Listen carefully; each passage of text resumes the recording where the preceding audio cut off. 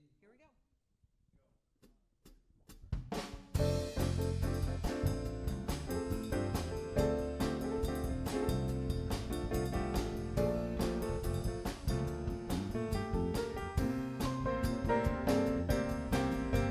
All things are possible. All things are possible. All things are possible for me. All things are possible. All things are possible. All things are possible for me. God's life is my life. My life is God's life. God's life is my life. My life is God's life. All things are possible. All things are possible. All things are possible for you. All things are possible. All things are possible. All things are possible for you. All things are possible.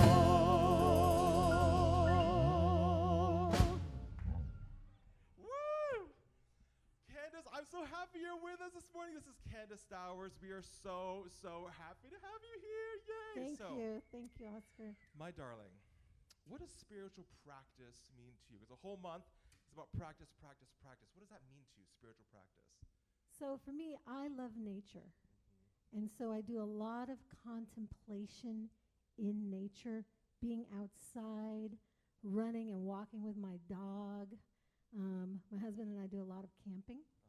So being outside in nature, there's the sound of trees. It's very meditative to be outside. So that's my spiritual practice. I love that. Yeah, when I saw this question, I was like, well, because a lot of stereotypes come up, a lot of tropes come up, and I'm like, well, but there's nothing wrong with the tropes, nothing wrong with meditating, there's nothing wrong with any of that. But just for me personally, I find that practicing music, I know when I was a kid, I just didn't want to do it. I don't want to do it. But as I've gotten older, I actually want to practice because it kind of, everything just kind of drops away and fades away, and I can just be actually present. It's when you're actually present, you start to see, wow, my mind was racing before, but now it's actually nice and calm and I'm centered. So yeah, that's what spiritual practice means for me. But speaking of getting centered and getting calm, we're going to sing God Is, I Am.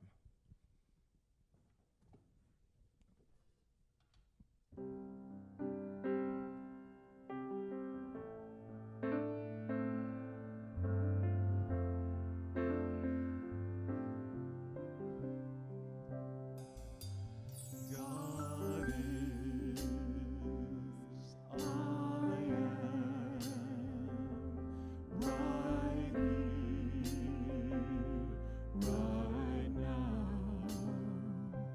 right here, right now. God is, I am. Love is, I am, right here, right now, right here, right now. Love is, I am.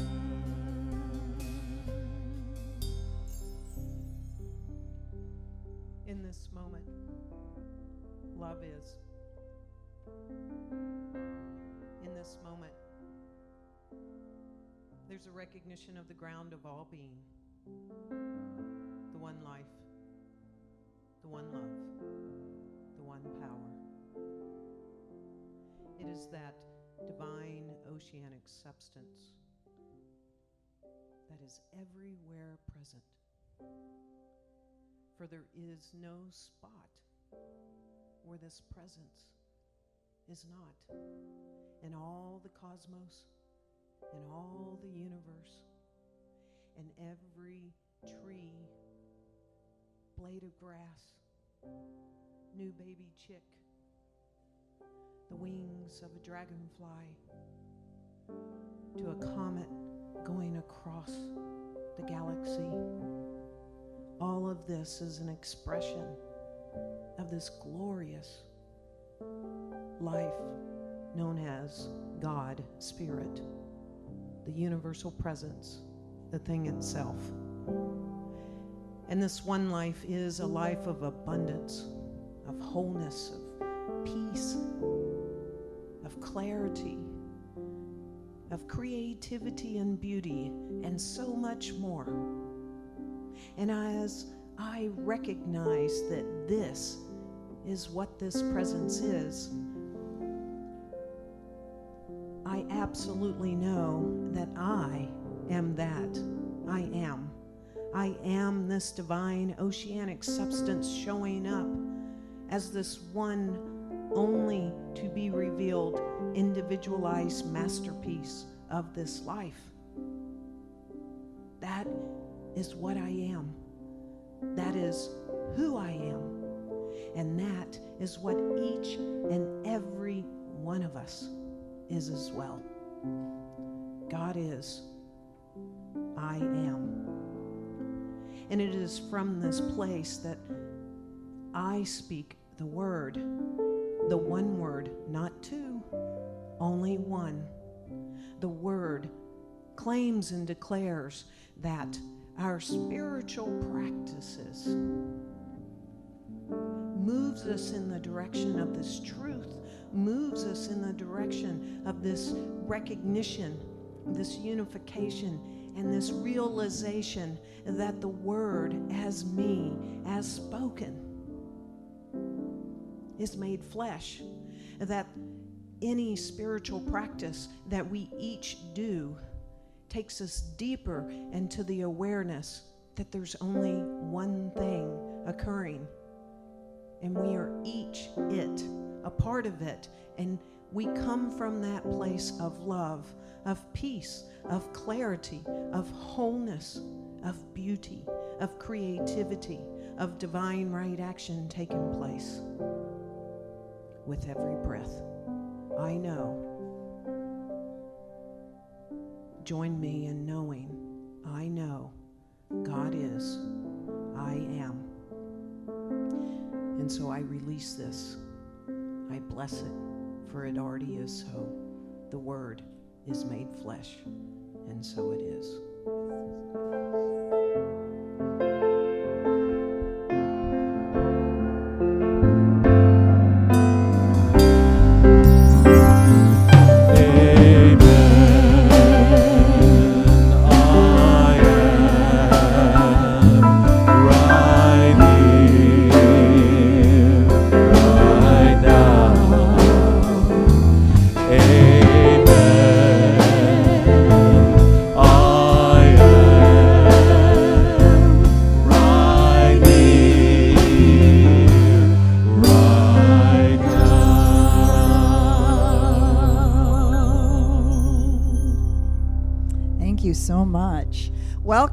Welcome to CSL Dallas, to our online presentations and celebrations. We have them all week, and we love being with you on a Sunday morning. Whether you're with us for the first time or whether you come every Sunday, we're so grateful you're here with us. You may have noticed that we're changing things up a little bit. We are working on our live stream. We had little challenges last week. We continue to tweak it. Our goal is by the end of August to have our live stream completely working beautifully with our sound and everything, because we have magnificent music and sound we want you to hear.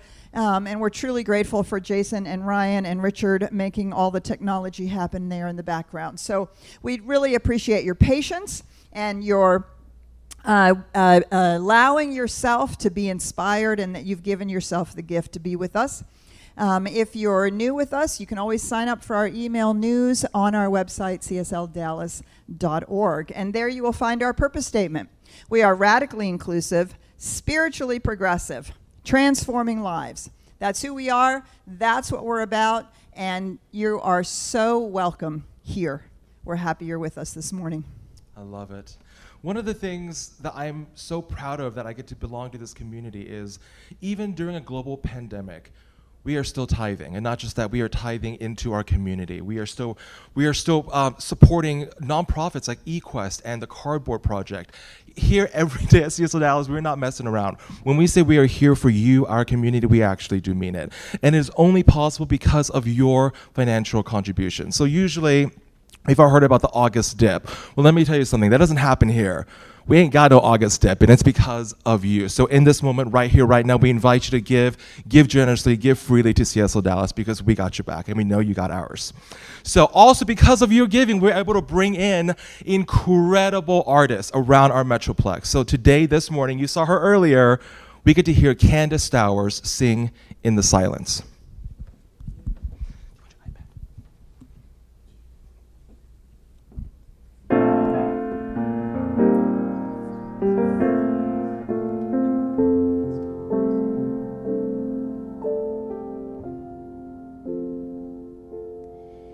In the silence there is peace.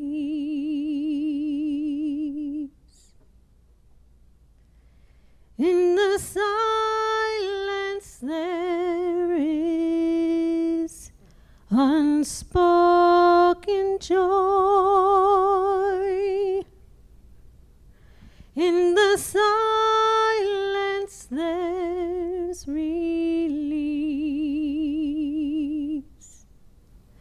from a world full of chaos and noise.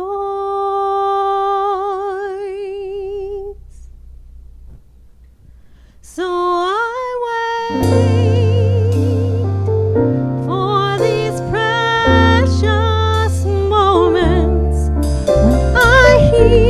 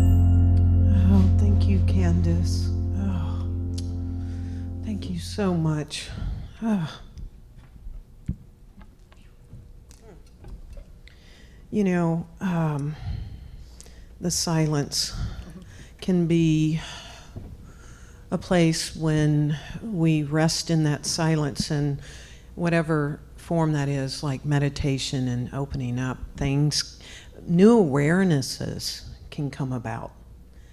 And the other day, Petra and I were doing a meditation practice, and then we had our coffee and our tea together, and we were having a conversation. And we were talking about something because there was a little something between us from the night before, a little big something between us. We had had this wonderful conversation, and out of the silence... That would be a euphemism. I know nobody else has those kind of conversations in marriage.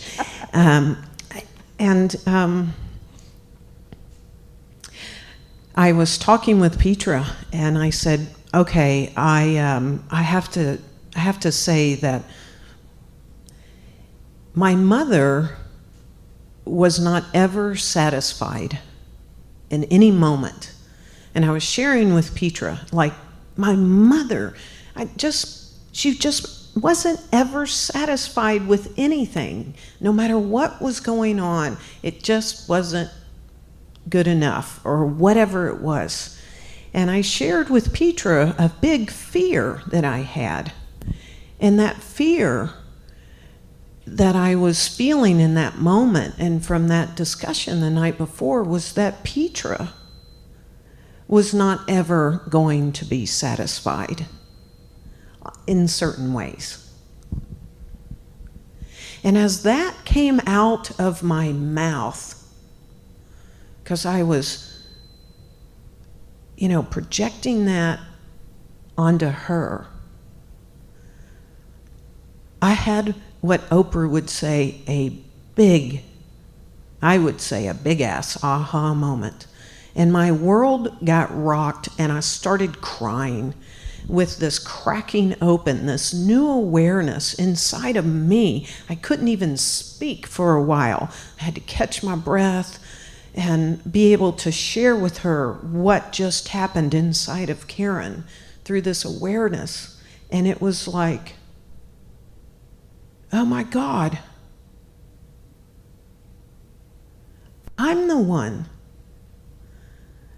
that doesn't savor the moment. I'm the one that's not satisfied in so many ways, in experiences and circumstances.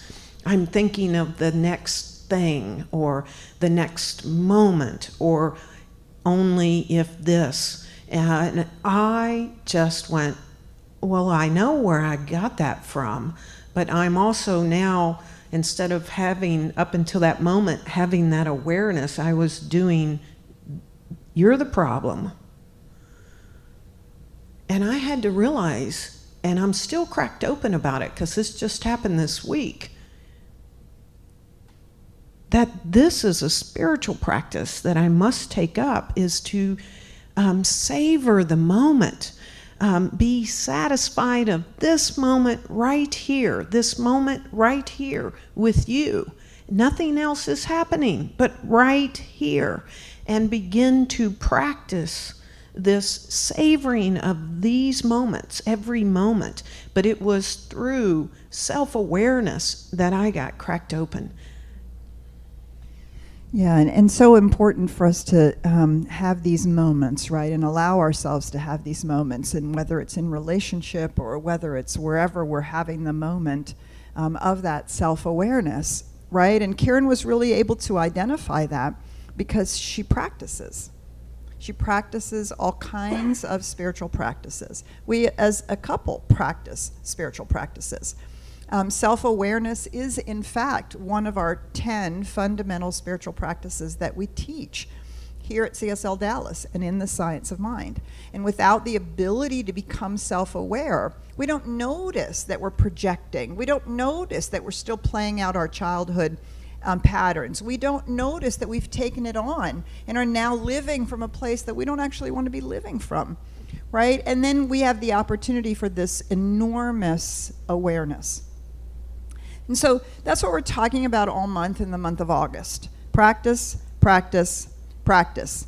That we are constantly being invited into a deeper spiritual practice. Sometimes our spiritual practice is a very formal practice, meditation, spiritual mind treatment, affirmative prayer, right? These are very formal spiritual mind practices that we sit down and we do.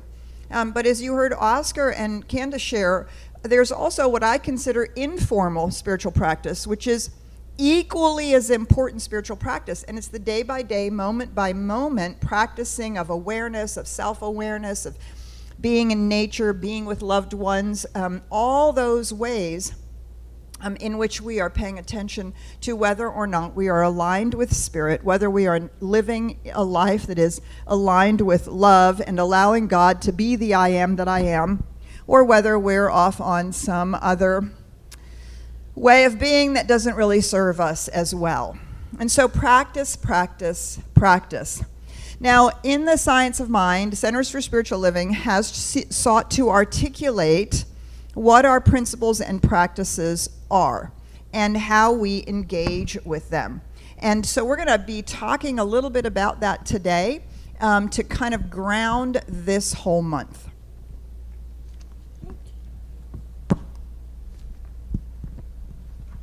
So Ernest Holmes, in the Science of Mind textbook, 1938 edition, mind you, in one of the 4 introductory chapters, it's the 4th one, it's called How to Use It.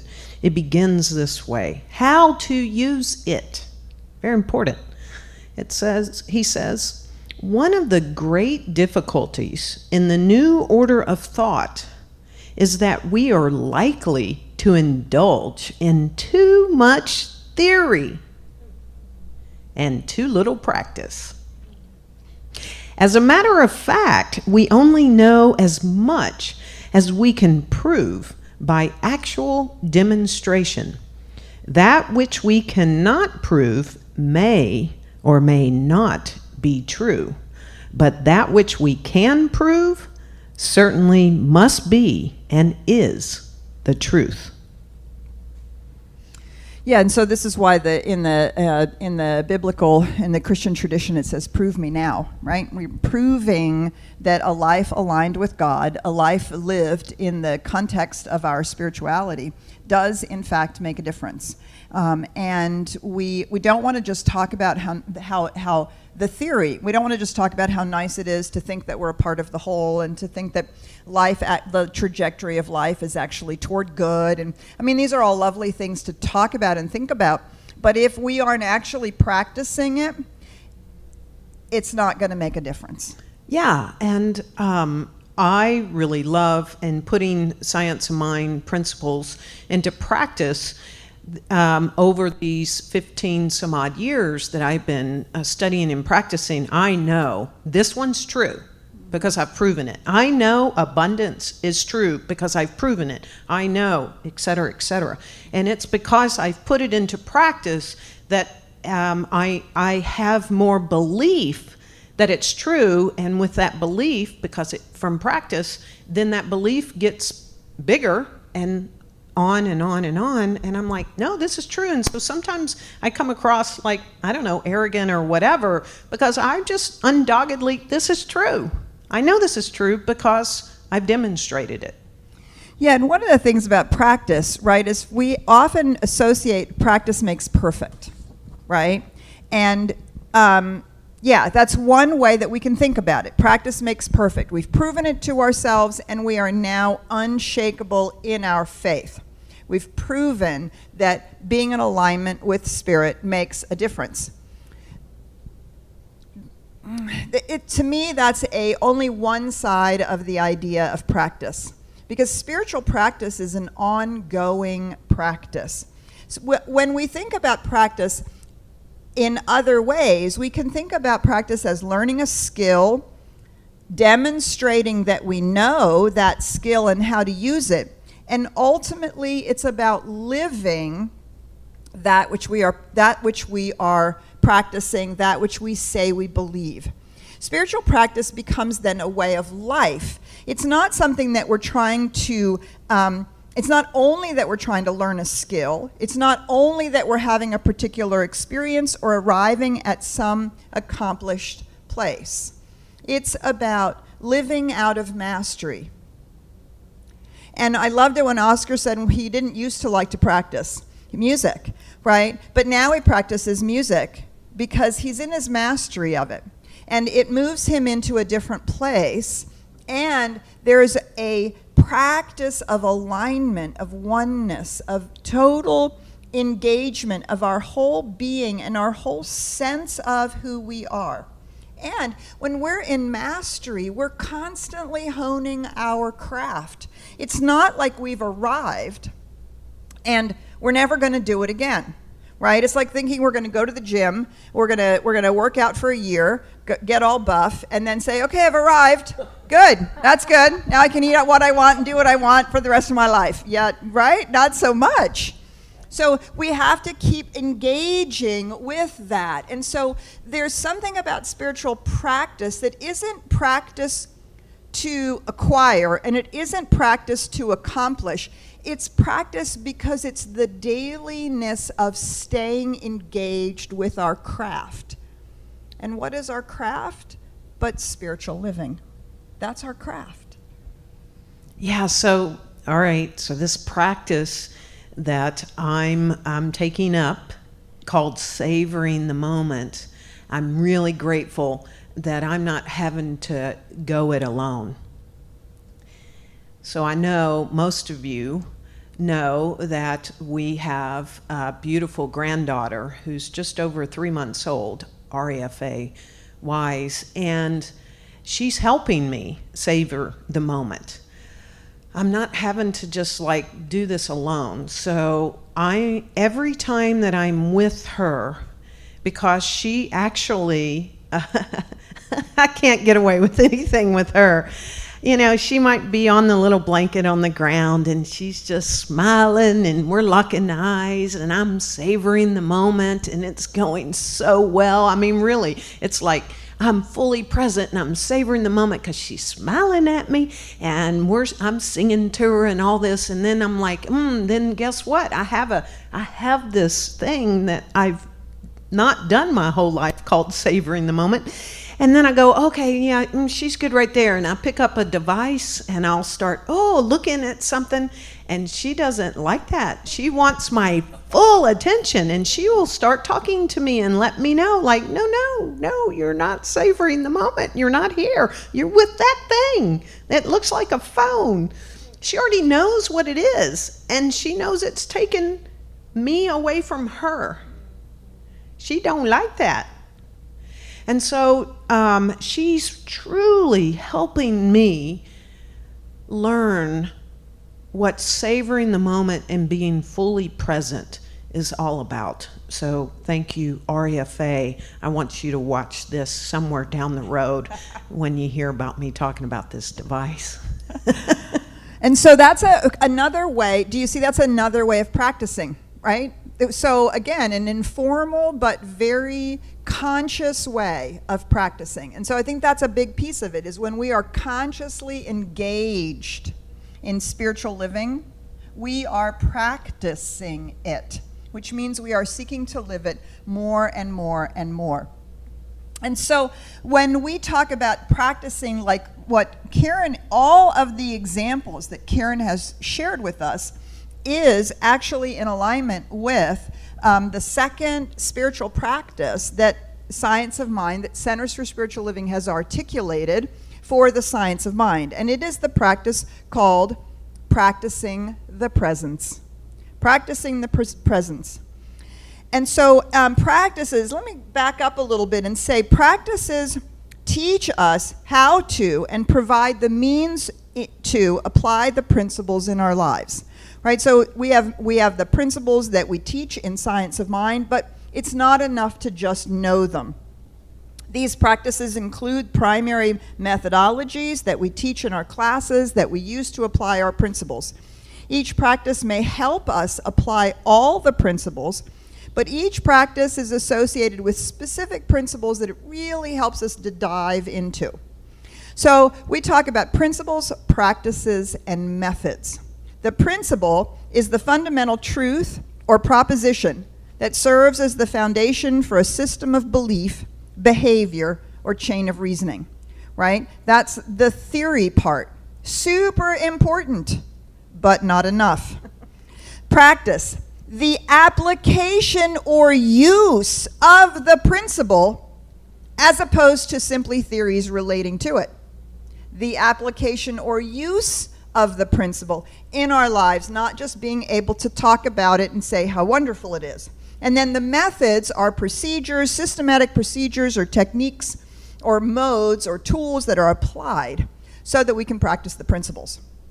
When we talk about spiritual practice, often people dive right into a method, nature, meditation, journaling, right? These are all methods for practicing our principles. So this, what Karen is practicing is the principle of oneness and practicing the presence. So we describe practicing the presence as the practices of the principles of oneness, love, and creation. It's to become aware of and experience the one infinite reality, God, to make that absolutely present in our own lives. The practice of the presence is engaging in formal, disciplined methodologies that quiet the mind and body and open awareness. Beyond these formal methodologies, it is living in alignment with our principles, making these principles evident in the way we engage in the present moment, thereby being congruent in thought, word, and behavior.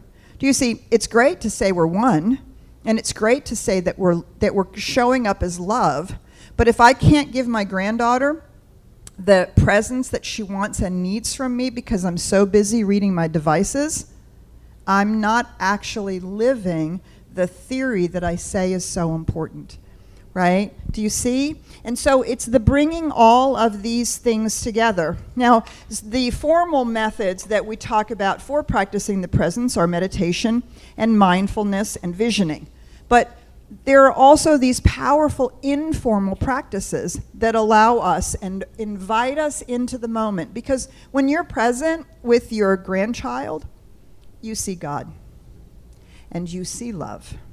And you are reminded that this is the truth of each one of us, no matter who we are, no matter what the condition of our life is now. That is the truth of our being, innocence and love and purity from the get-go. Anything beyond that is a covering up we've learned over time. And that is a powerful reflection of this oneness that we teach. Okay. And so there's the principle of oneness. And so we have the science of mind principles. And the principles of science of mind articulate the basic ideas and theories of philosophy of the science of mind. And so it helps us, these principles help us to understand the nature of reality, the infinite presence, the universal law, the nature of creation, and our place in it. And who we are in the scheme of things, right? And so the principles are more than just intellectual ideas. They form the foundation for the way we engage in and co-create our lives with this universal presence. So this idea or this principle of oneness, what we have to say about it from Centers for Spiritual Living and Science of Mind is there is one infinite reality. We call it many names. You get to choose what you call it, right? Including, but not limited to God, life, universal spirit, infinite intelligence, first cause, or the thing itself. The one infinite reality is undivided. It's complete. It's whole within itself. This oneness creates everything out of itself and therefore includes both the absolute and relative. Tangible and intangible, physical and metaphysical aspects of reality. So I guess that means everything. Just about. No, I'm omnipresence, kidding. Yes, right? Isn't that what everything. omnipresence means? That's everything. right. So we have the principles and the practices, and we have placed them on our website so that you can see all of them. And so if you go to our website, and we want to encourage you to do this and copy them, paste them, keep them around. You go, there's a slider for the month of August. This month happening, practice, practice, practice. Click more information, and all of our principles and practices, including the methods with each of them, will be there. All right. So we've talked about how these things go together, right? And so for me, this principle of oneness, I learned, of course, very early, that we're all part of the one, and that we're here to express this infinite life, and that everything, that omnipresence is actually an actual reality, and that everything is not only the presence of God, but it is made out of God, because there's nothing else it could be made out of. And so in the tradition that I was raised in, Roman Catholicism, they talked about pray without ceasing. Well, I learned the Lord's Prayer, and I learned the Ave Maria, and I learned all those prayers, and I went to confession, and then I came out, and then I was told I had to recite them 5 times this, 6 times that. And I thought, okay, praying without ceasing must mean you pray these prayers all the time, right? Well, I don't know how to pray those prayers and actually think about my shopping list or do my work, or because I'm thinking about, I'm trying to keep the prayer in mind. And so I was like, I don't really get this praying without ceasing thing. I don't get it. And so it was really reading Brother Lawrence's book, The Practice of the Presence of God. Actually, it's called Practicing the Presence. And he's a 13th century Christian monk in a monastery in Europe. And actually, the stories about him became so amazing that the local bishop of the area wanted to start having a correspondence. And this little book is his answers to the bishop's questions. How do you have this deep spiritual experience that you're having? How did they know Brother Lawrence was having the deep spiritual experiences that he was having? Well, he was literally levitating while he was trying to serve the soup to the other monks. And he was having these extraordinary experiences. And so the bishop was like, how do you do that? Well, there were 2 things Brother Lawrence writes in these letters that profoundly impacted me. The first one is, he said, well, it's come to the point where the times when I'm supposed to be in my cell meditating and contemplating on God, and the times that I'm out in the stable or the kitchen, I can no longer tell the difference.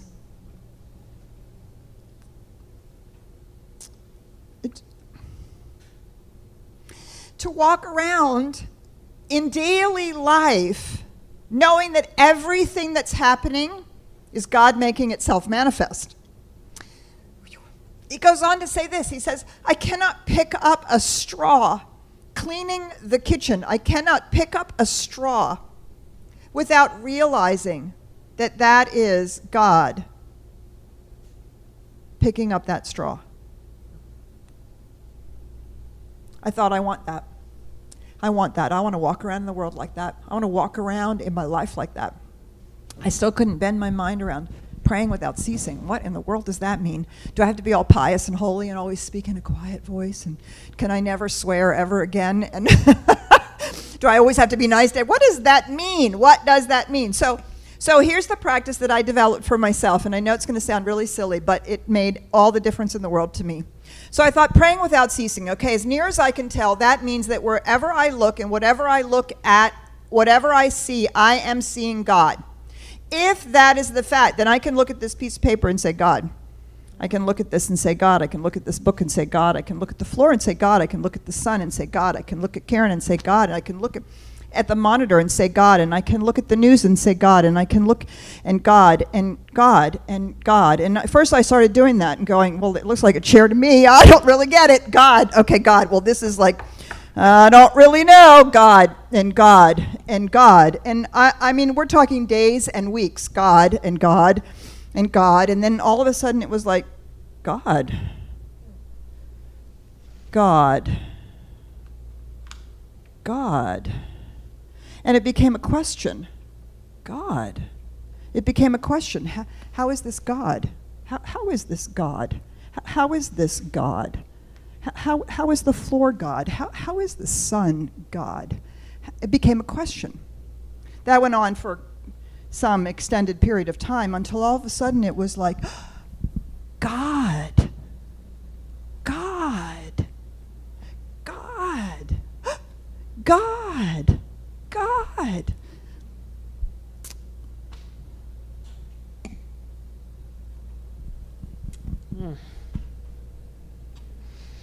God. Changed everything. Absolutely changed everything in my life. Everything. That was my practice. I think people are going to get Brother Lawrence's book now, too. Yeah, breathe that in. So, this is the final conclusion in the Science of Mind textbook. Ernest Holmes wraps it all up right here. In conclusion, what the world needs is spiritual conviction, followed by spiritual experience. I would rather see a student of this science prove its principle than to have her repeat all the words of wisdom that have ever been uttered. It is far easier to teach the truth than it is to practice it. Go ahead. But the practice of truth is personal to each, and in the long run, no one can live our life for us. To each is given what she needs, and the gifts of heaven come alike to all. How shall we use these gifts is all that matters. To hold one's thought steadfastly to the constructive, to that which endures, and to the truth may not be easy in a rapidly changing world, but to the one who makes the attempt, much is guaranteed. The essence of spiritual mind healing and of all true religious philosophy is an inner realization of the presence of perfection within and around about. It is the hope of heaven, the voice of God proclaiming, I am that which thou art. Thou art that which I am. And so it is.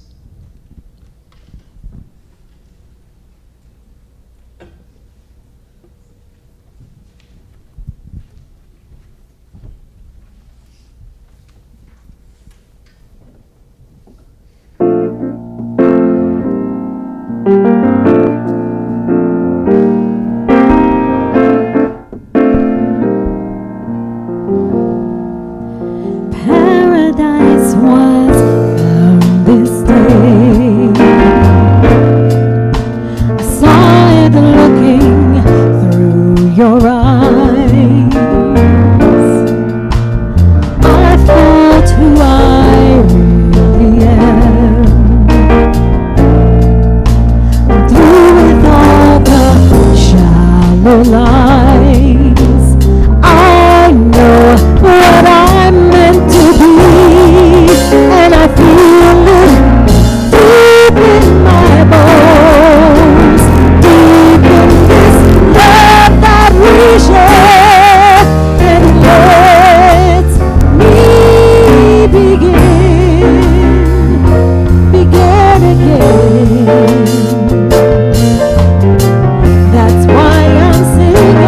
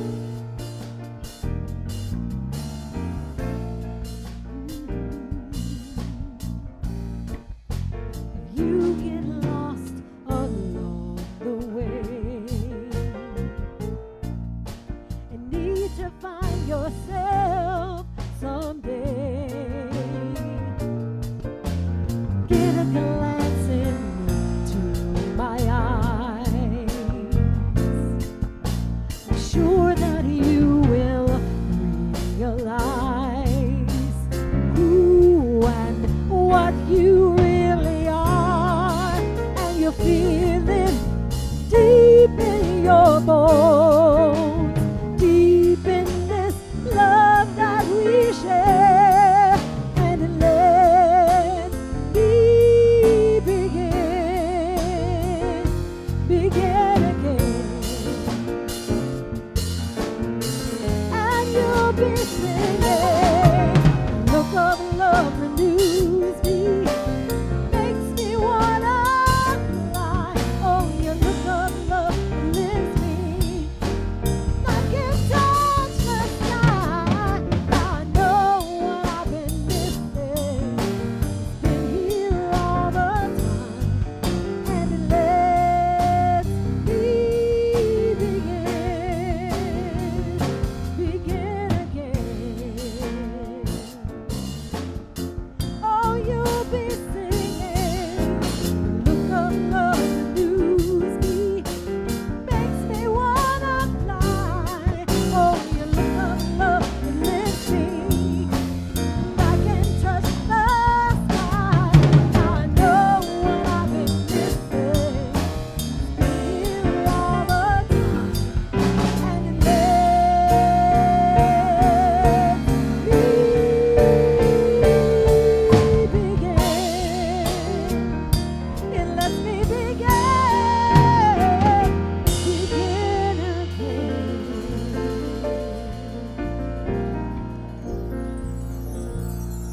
Woo! Thank you, Candace. Yay, Thank you. thank you, Candace. Thank you so much. Wow. I So know, really. speaking oh my God.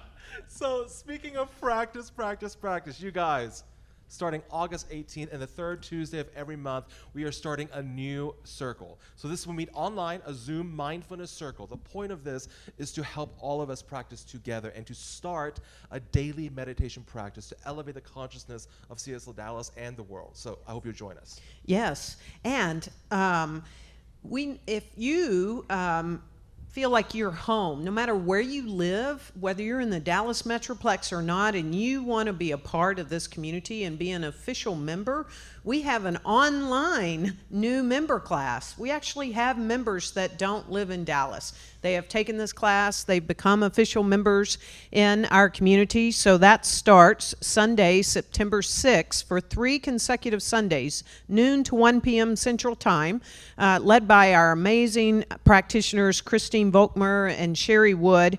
And what you get to do is you get to find out more about our community, how our organization runs, what it's all about.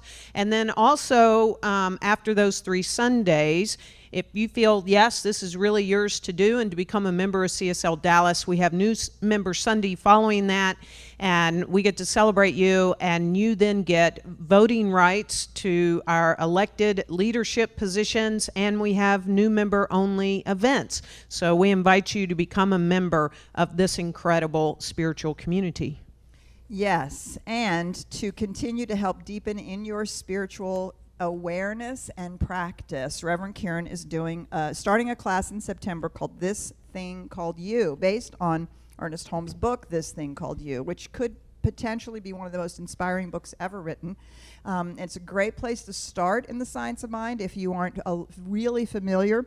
It's also a great place to go very much deeper. Know who you are, get past barriers holding you back to living an authentic life. Now, my card says it's starting Thursday, September 6th, which can't actually be the Sunday, September 6th, that the new member class is starting. Okay. So Look online. clearly, you'll have to look online to see which I think it's September 3rd. So Anyway. it's the first week in September. Please look, and we'll try to get our stuff together up here. I love it. Yes, one of my favorite books. Oh my gosh. So we want to let you know, for all of you incredible Science of Mind class people, that next Sunday only, okay? Next Sunday, we're not going to have a live Science Mind class. We are going to reprise one of my favorite that Petra's ever done. In fact, I think it's her best in the 6 years I've been here. So we're going to reprise that on Facebook, and it'll start at 9:15, but there's not going to be a live class then. And immediately following this Sunday celebration, we invite you to get your prayer on with our incredible licensed practitioners, our licensed spiritual coaches. The link to the Zoom room is wherever you are on Facebook or in the Zoom room now.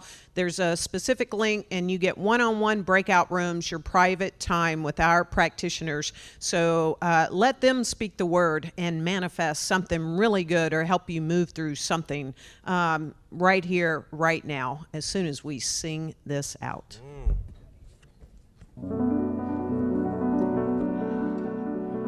There was a time in my life I thought I had to do it all for myself. I didn't know the grace of God was sufficient. I didn't know the love of God was at hand. But now I can say, if you are discouraged, struggling just to make it through